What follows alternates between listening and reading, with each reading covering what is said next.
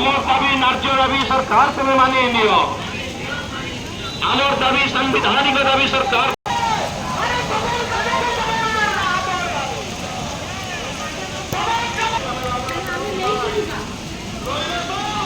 যদি